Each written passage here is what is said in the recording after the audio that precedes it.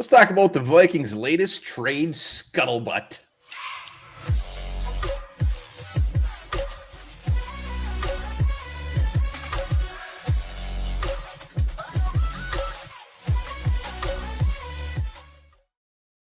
All right, welcome back to the Onebar and Lupagus show. I'm Onebar with Lupagus, and the NFL trade deadline less than a week away.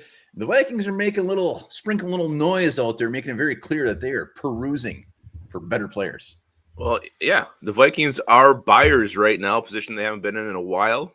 Team's ready to compete, and they want to get better, damn it. And they got some names floating around there. Some of these names may surprise you. Some may not. Before we hop into who the Vikings may be trading for, remember this video is brought to you by Lift Bridge Brewing Company. Find their delicious beers all over the state of Minnesota, maybe in the Dakotas, Wisconsin, Iowa, wherever you are. How about the Midwest?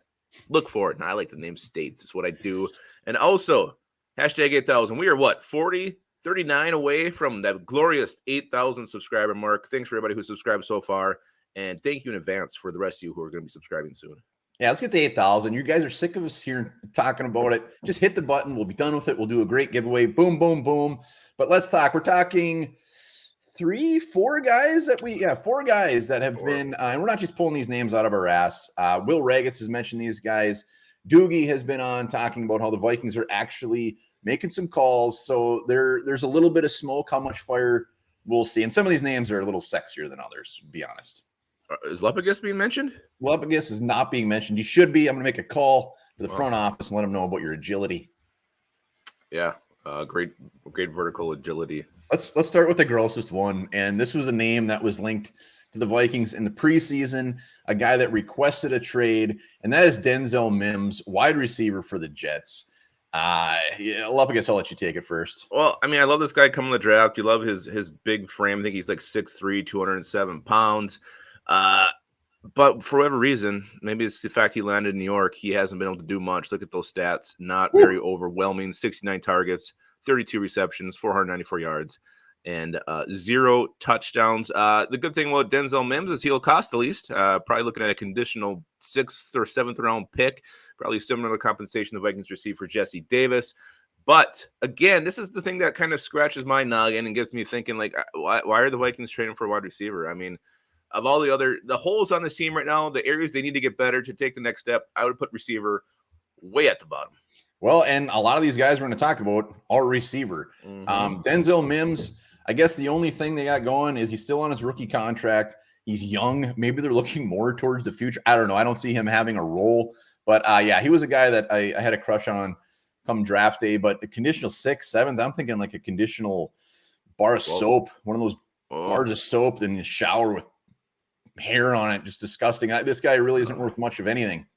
My mom used to always buy Ivory soap. You get that shit in your eyes, you're pretty much blinded for a week. Yeah, my mother had Selsun Blue. It took skin off your something. You guys had a dandruff issue. She did. She must have. But Denzel Mims, I don't get it. Whatever. Well, he's a name that they're talking about. And it's not like this guy's played in the same system. So that's another thing. I don't know. I think he has to come in. You have to learn. You probably don't even see him doing anything until I don't want to talk about Denzel Mims week anymore. 11. That's it. I have to throw that in there. It's very important.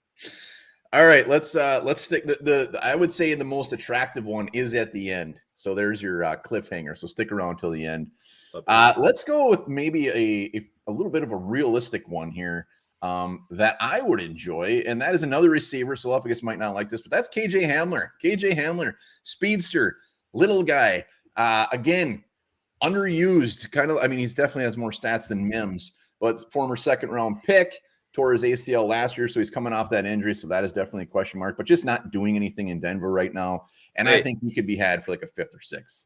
No one's doing anything in Denver right now. What a shit show. Nathaniel Hackett, way over his head. That is a damn mess over there. And yeah, it's not like he's had great quarterback play since he's entered the league. What do you have? Drew Lock, Russell Wilson looks like ass. Can't remember who the hell. Teddy Bridgewater. But here's the thing. I just, you think about why they're looking at wide receiver. Maybe the Vikings have just realized, you know what? Our defense is going to give up 28 points a game. We just need to outscore people. We need more weapons. And maybe they want to run some more 4 or 5 receiver sets, and they need another guy to do that. KJ Hamler, yeah, you love his speed. You love his shiftiness. And really a guy who, I mean, just hasn't, you got the torn ACL. That's probably the big thing that set him back. He had 30 catches his rookie year. But the things you could do with this guy, even just getting him a screen out in open space, let him do his thing, shake a tackler, and go. That's what KJ Hamler could bring to the table, and obviously the deep ball option too. So Vikings, I think they're just trying to outscore people at this point with this receiver talk. Well, and he's a guy that you can just send deep a couple times during the game. He's a guy that you get that opposing defenses are going to be on their toes just knowing he's out on the field. I don't think he's a guy that comes in and all of a sudden lights up the stat sheet by any means, but maybe like a Kelly Campbell. Send that guy deep once a game and fire that thing, hope for a pass interference. It was the guy who used to always get pass interference. Was it Kelly Campbell? I don't know. I just remember that dream. I can't get over that nightmare I had about Kelly Campbell all those years ago. Well, that's an after. After dark. That'll be a Patreon video. It's a Patreon video, but KJ Hamler could be had for cheap. Again, these are players and teams that Doogie said that the Vikings are actually calling on. So we're not pulling these guys over butt. Let's go to the next one. This one seems like the most unrealistic, just the fact that his salary. Let's talk salary quick, because every time we do one of these, everyone's saying it's not going to happen. We don't have any salary cap. We know that they are magicians. They can make shit happen. They'll make it happen, so I don't even worry about it. This one, I would be curious to see how it happen, because it's Brandon Cooks of the Houston Texans, and he's making like 10+ million this year.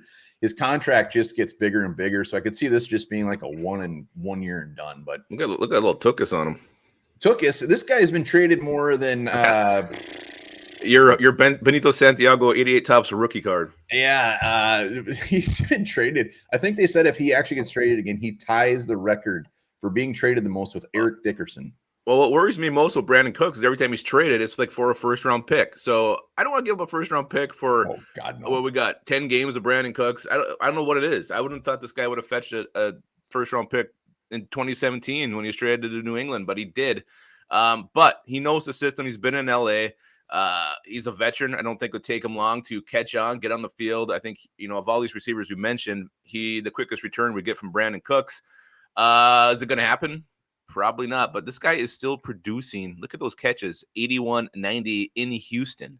I mean, that's just something about this guy's talent to be on that shit show of a team and still put up numbers. Brandon Cooks is really an underrated receiver in the league, and a guy, man, you put him on the field with Adam Thielen and Justin Jefferson. If that doesn't make your parts tingle, I don't know what will. Well, I think like if they're making this move, it's because they just think Adam Thielen is just old and decrepit. I mean, he's hurt. I'm just saying, like, if he comes here, it's because there's something up with Thielen where they're, like you said, either he's hurt, he's not playing well, whatever, because he comes in as your number 2 right off the bat. The last time Cooks was traded, I believe it was for a 2nd-round pick, and that was a couple years ago. So if he were to get traded with that contract, I mean, I think he could be had for a mid-round pick and be pretty cheap. I mean, Texans just take whatever they can get. I would hope so. I wouldn't want to give up anything higher. We didn't have a 4th, so I can't even say a 4th. Yeah, and that's only give up a 5th then. It's a very good point, because some of these guys, I mean, Mims, like I said, bar soap, Hamler probably can be had for a 5th, 6th. Cooks, we don't have that 4, so it gets a little dicey. But let's go to the guy that I think we both would like the most out of that, and that is Denver Bronco. Oh, shoot, that's not him. We don't want that Denver Bronco. God, I thought you were going to show the Nick Muse picture. Yeah, we do want that Denver Bronco. Kwan Williams, cornerback, Broncos, comes in. He is a slot corner. That's all this does. That's all he does, and he does it damn good. Ed Donatil ties. Donatil clearly loved this guy, and he is, again, ripping it up. Never been rated lower than 63 PFF, and this year I think he's like a 67. He's good. I'll stop talking. What I like about this is the one guy that fills a major need for the Vikings. Chandon Sullivan has been ass. And there's really no one else the Vikings on the depth chart. You look at the Vikings depth chart, go to our lads, it's just Chandon Sullivan at nickelback. Can you convert Andrew Booth Jr. there? Can you try Caleb Evans? Yeah, maybe. But this guy, his MO is playing in the slot. He's been playing it damn well, knows that Donatel's system. I would be willing to give up, how old is this guy? 31 years old? No, not much. Come on. 5th and maybe like a 7th next year. But a guy I think would come in, upgrade your defense, an area that needs to be really improved if you are going to be a serious playoff contender, and not just get to the playoffs, but make a run.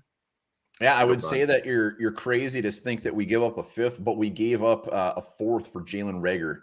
So anything is possible. But Williams being the old man in Denver, it's going to be a very telling week for Denver. If they lose again, they're clearly going to be sellers. So they're going to be just handing players away for free. And Williams, hot damn, to come in and play slot right off the bat. His PFF, like I said, his PFF scores are wonderful. Former undrafted free agent. You know how much we love those guys. And Ed, I'll go ahead. We'll just look at the other teams he's been with. He's with San Francisco and Cleveland. Who else was in San Francisco and Cleveland? Kwesi. So not just Ed Donatell familiar with this dude. You got your GM familiar with this dude. Absolutely. Those are the boys with the names that are hot. I'm sure we'll see names get trickled in until that November 1st deadline. But I think the Vikings are going to make some sort of move. Something's cooking and it smells good. And I like it. I mean, I like the fact that, hey, we're 5-1. We're in this race. Let's get better and let's go for it right now. Let's do it. Let's do it, guys, fellas. Let's do it, fellas. Let's make a move. Let's get better. Let's go for that beautiful trophy.